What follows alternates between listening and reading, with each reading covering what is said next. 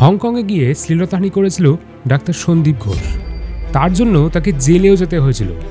আরজি কর সেমিনার হলে ঢোকার জন্য একের বেশি রাস্তা ছিল, কিন্তু সিসিটিভি লাগানো ছিল শুধুমাত্র একটা রাস্তাতেই। এই সন্দীপ ঘোষ মাসে 60 থেকে 70 কোটি টাকার দুর্নীতি চক্র চালাতো আরজি কর হাসপাতালে বসে। আবার এক বা একের বেশি জায়গায় বেসরকারি ক্লিনিকে ডক্টর এস ঘোষ নাম দিয়ে বিনা লাইসেন্স নাম্বার দিয়ে রোগীও দেখত।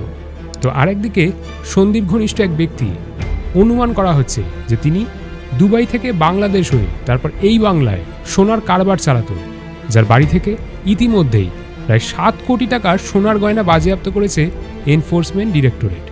এর সাথে তো রয়েছে বিভিন্ন জায়গায় জমি জমা, ফ্ল্যাট বাড়ি, বাংলো ইত্যাদি। আরজি কর এবং শুধুই আরজি কর। টিভি খুললেই আরজি কর, সোশ্যাল মিডিয়াতে আরজি কর, রাস্তাঘাটে ট্রেনে ট্রামে শুধু একটাই আলোচনা, আরজি কর। তিলোত্তমার বিচার কবে পাবো? প্রকৃত দোষীরা কবে ধরা পড়বে? এই প্রশ্নের উত্তর পাওয়া আর গেম অফ থ্রোনসে নতুন সিজনের জন্য অপেক্ষা করা একই বিষয়। আদৌ বিচার পাওয়া যাবে কিনা কেউ জানে না, কিন্তু তাও প্রতিবাদের আওয়াজ থামছে না। শাসক দলের হাজারো চেষ্টাতেও দমিয়ে রাখা যাচ্ছে না সাধারণ মানুষের কণ্ঠরোধ। আর তারই মাঝে একের পর এক কেলেঙ্কারির খবর উঠে আসছে এই আরজি কর কাণ্ডকে ঘিরেই, বলা ভালো কিছু ক্ষমতাশালী ব্যক্তিদেরকে ঘিরে। একদিকে জানা যাচ্ছে যে মাসে 60 থেকে 70 কোটি টাকার দুর্নীতি চক্র চালাতো ডাক্তার সন্দীপ ঘোষ। রিপোর্ট অনুযায়ী স্বাস্থ্য ভবনে এক আধিকারিকের সঙ্গে সন্দীপের ঘনিষ্ঠতার যোগসূত্র পাওয়া গিয়েছে। তিনি অত্যন্ত প্রভাবশালী ব্যক্তির ছত্রছায়ায় ছিলেন বলে প্রাথমিকভাবে দাবি করা হয়েছে। কেন্দ্রীয় তদন্তকারী সংস্থা সিবিআই এর সূত্র উদ্ধৃত করে আনন্দবাজার পত্রিকার প্রতিবেদনে জানানো হয়েছে, স্বাস্থ্য ভবনের যে আধিকারিকের সঙ্গে সন্দীপের ঘনিষ্ঠতার যোগসূত্র পাওয়া গিয়েছে তিনি মাঝারি মাপের এক কর্তা, কিন্তু সেই মাঝারি মাপের কর্তার মাথায় অতি প্রভাবশালী ব্যক্তির হাত ছিল, আর তার কাছেও দুর্নীতি চক্রের বকরা পৌঁছে যেত বলে দাবি করেছেন তদন্তকারীরা। আবার ওই রিপোর্ট অনুযায়ী সিবিআই মনে করছে যে আরজি কর মেডিকেল কলেজ এবং হাসপাতালে লাগাম ছাড়া দুর্নীতি চলেছে। একদিকে যেমন ভুয়ো মেডিকেল বিল, মৃতদেহ পাচার, বায়োডিগ্রেডেবল ওয়েস্ট যেমন হাসপাতালে ব্যবহার করা সিরিঞ্জ, স্যালাইন, গ্লাভস, এগুলো বাংলাদেশে দুই বিশেষ ব্যবসায়ীর কাছে পাচার করা, এগুলো তো ছিলই। তেমনই অন্যদিকে ছিল টাকা পয়সা নিয়ে পাশ করিয়ে দেওয়া কিংবা প্রতিবাদ করলে ফেল করিয়ে দেওয়া ইত্যাদি ইত্যাদি। এই নিয়ে বিস্তারিতভাবে আলোচনা করেছি আগের একটা ভিডিওতে, সেটা লিঙ্ক আমি দিয়ে রাখবো এইখানেই, তাই এখানে আলাদা করে আর বলছি না সেটা নিয়ে। সুমন হাজরা এবং বিপ্লব সিংহ এই দুজনকেই টেন্ডার দেওয়া হতো হাসপাতালের বিভিন্ন ওষুধ থেকে সামগ্রী কেনার জন্য, এবং সেখান থেকে 20 থেকে 30% কমিশন নেওয়া হতো তাদের থেকে। আর তার জন্য প্রায় সময়তেই বাড়তি বিল বা ভুয়ো বিলও দেখানো হতো। আর এইভাবেই রমরমিয়ে চলেছে সন্দীপের দুর্নীতি চক্র। অভিযোগ উঠেছে যে সংস্থা নিজেদের ল্যাবের জিনিসপত্র সরবরাহকারী হিসেবে দাবি করত, সেই সংস্থা মাইক্রোফোন, ওয়াটার কুলার, খাবারের প্যাকেট সরবরাহ করার বরাত পেয়ে যেত। টেন্ডার প্রক্রিয়ার নিয়মকানুনকে বুড়ো আঙুল দেখিয়ে সন্দীপ রাজ চালাতো। আর এই সন্দীপ ঘোষ যে শুধুমাত্র আরজি কর বা বলা ভালো পশ্চিমবঙ্গ স্বাস্থ্য ব্যবস্থায় নিজের নিদর্শনের ছাপ রেখে গেছে সেটা নয়, কিন্তু তিনি 2017 সালে হংকংয়ে গিয়ে এক মেল নার্সের শ্লীলতাহানি করার জন্য জেল পর্যন্ত খেটেছিলেন। সাউথ চায়না মর্নিং পোস্টে প্রকাশিত 2017 সালের 29 মে প্রকাশিত এই প্রতিবেদন কি বলছে একবার শুনুন। সে বছর অর্থাৎ 2017 সালের 8ই এপ্রিল কাউলুনের কুইন এলিজাবেথ হাসপাতালের এক নার্সিং ছাত্রের বাঁ দিকের পশ্চাৎদেশে আপত্তিকরভাবে চাপড় মারার জন্য শ্লীলতাহানির দায়ে অভিযুক্ত হয়েছিলেন doctor Sandeep Ghosh. Kowloon city আদালতের ডেপুটি ম্যাজিস্ট্রেট লিউংলাই ইংকে দেওয়া গোপন জবানবন্দিতে ওই নার্সিং ছাত্র অভিযোগ করেছিলেন বছর 45-এর ডক্টর সন্দীপ ঘোষ তার পশ্চাৎদেশে চাপড় মেরে তার গোপনাঙ্গ ছুঁতে চেয়েছিলেন, এবং সাথে এটাও জিজ্ঞেস করেছিলেন, ডু ইউ লাইক দিস? যদিও বা আদালতে সন্দীপ ঘোষ ভিন্ন সুরে কথা বলেছিলেন, কিন্তু সেসব কথা শুনতে চাননি আদালতের বিচারপতি। সেই হংকং থেকে বেরিয়ে আসার জন্য তাকে কিছু ক্ষমতাশালী ব্যক্তিদের কাছে শরণাপন্ন হতে হয়েছিল, তবেই তিনি আবার ভারতে ফিরে আসতে পেরেছিলেন। যাই হোক, আরজি করের ঘটনাটা যে শুধুমাত্র একটি ব্যক্তির দ্বারা হয়নি সেটা আমরা প্রথম থেকেই বলে আসছি, এবং এর সরাসরি প্রমাণ না পেলেও সরকার এবং প্রশাসনের তরফ থেকে যে তাড়াহুড়ো করা হয়েছে তা থেকে এটা অন্তত স্পষ্ট যে এখানে ফেয়ার প্লে হয়নি।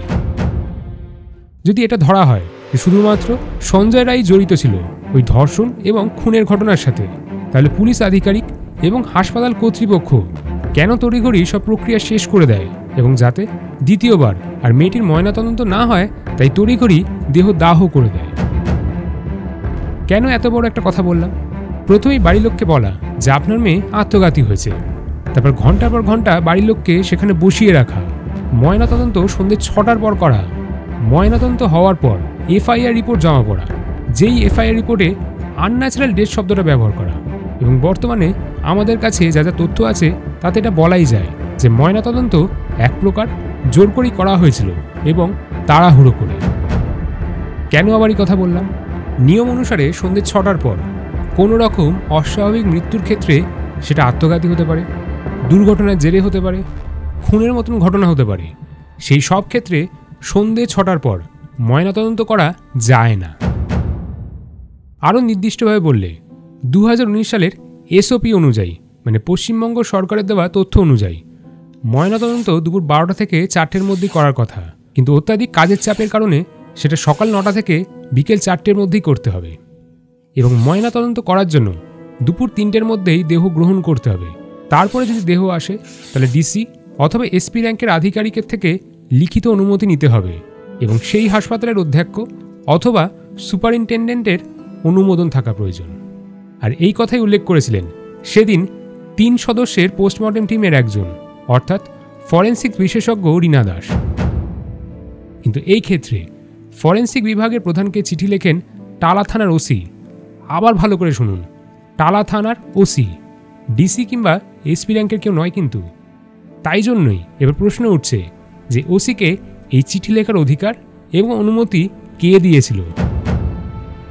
তার কাছে নিশ্চয়ই ওপর মহল থেকে কেউ আদেশ দিয়েছিল।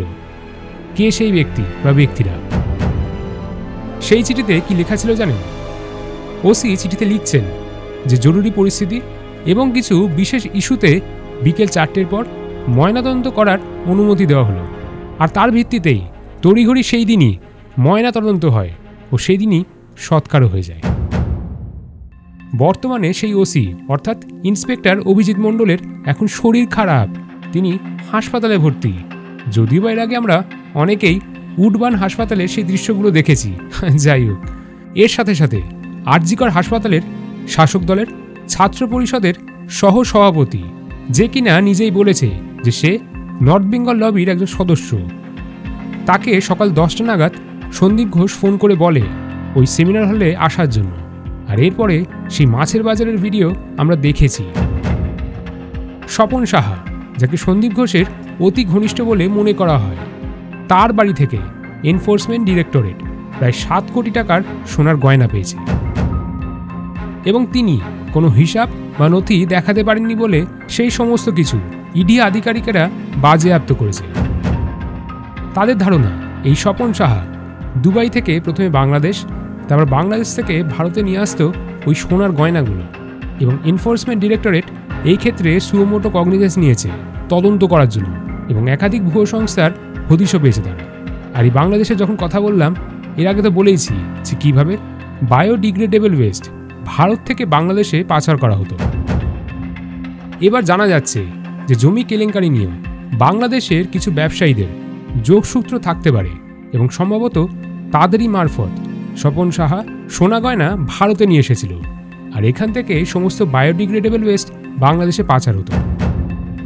আর বাংলাদেশের এই কিছু ব্যবসায়ীদের সাথে সন্দীপ ঘোষের কিছুদিন আগেই বেশ বারংবার দেখা সাক্ষাৎ হয়েছে বলে জানা যাচ্ছে ইডির তরফে। এরপরে আসি থিসিস চুরি নিয়ে।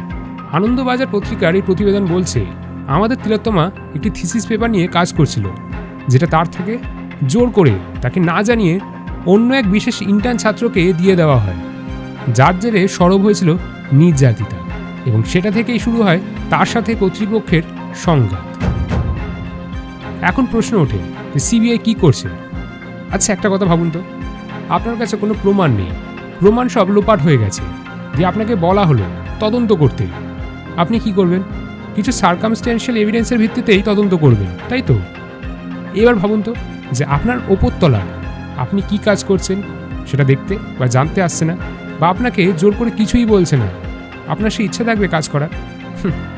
যাই হোক, একটা দিকে এটা পরিষ্কার যে এই ঘটনাটা শুধুমাত্র ধর্ষণ এবং খুনের ঘটনা নয়, কিন্তু এই ঘটনার সাথে শুধুমাত্র একজন ব্যক্তি জড়িত নয়। আর এই ঘটনার জন্য রাজারানী দাবা খেলাটা আস্তে আস্তে পরিষ্কার হতে শুরু করেছে, যেটা ডাক্তার থেকে শুরু করে সাধারণ মানুষ সবাই বুঝে গেছে।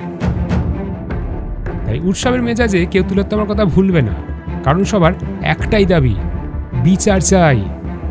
তাই শাসক দলের এটা বোঝা উচিত যে এটা কোনো রকম রাজনৈতিক আন্দোলন নয়, কিন্তু আর সাধারণ মানুষ যারা ওই 5 বছরে একবার ভোট দিয়ে আর এইসব নিয়ে ভাবেনি না, তারাও আজ রাস্তায় নামছে। তাই কথা বলার ধরন, ডাক্তার এবং সাধারণ মানুষের দাবি দাবাগুলো যদি না শোনা হয়, তাহলে আগামী দিনে এই আন্দোলন আরও বৃহত্তর থেকে বৃহত্তম হতে চলেছে। এই নিয়ে কোনো দ্বিমত নেই আমাদের। লাফালাফির প্ল্যাটফর্ম থেকে আমরা চেষ্টা করছি আপনাদের জন্য তথ্য সমেত প্রতিবেদন প্রকাশ করার, যাতে আপনারা ফেক নিউজের চক্করে না পড়েন। এরপরে আরও যদি কোনো তথ্য উঠে আসে, তাহলে আমার টিম এবং আমি চেষ্টা করব সেটার কথা আপনাদেরকে জানাতে। ধন্যবাদ।